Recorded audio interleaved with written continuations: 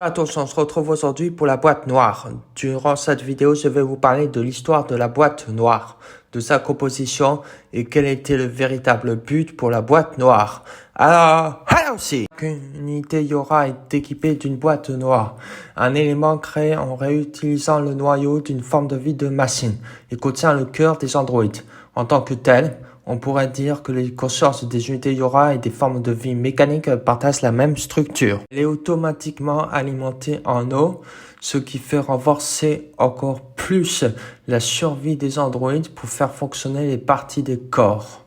Les boîtes noires ont été installées après avoir déterminé qu'il serait inhumain d'installer une IA standard dans des androïdes qui sont finalement destinés à être éliminés. En mémoire, des boîtes noires défectueuses ont rendu certaines unités Yora hostiles. Concernant l'histoire de la boîte noire, tout commence avec un scientifique du nom de Signa. En 11 932, création d'Android type Yora par l'armée de l'humanité.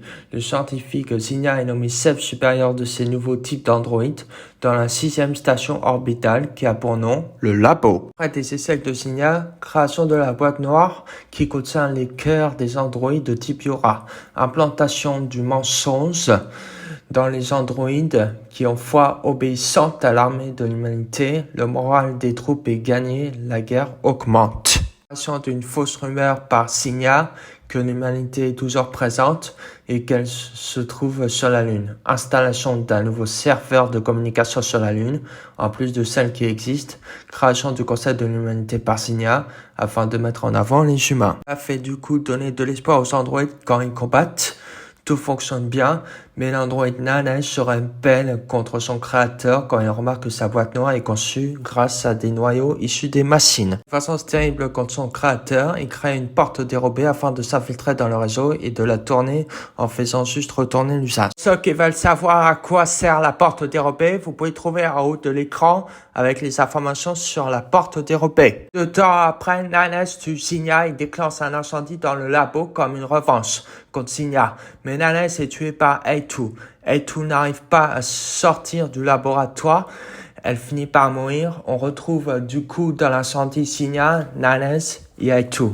Plus tard, Nanesh et A2 seront reconstitués mais avec des souvenirs effacés. La chaîne YouTube possède un compte Discord où on peut discuter, parler des théories entre nous, entre fans, discuter de l'œuvre, tout ça.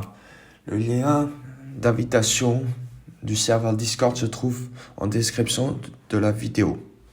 Merci à tous d'avoir regardé cette vidéo. N'oubliez pas de mettre un pouce bleu, de vous abonner si ce n'est pas déjà fait, d'activer la petite cloche et au revoir.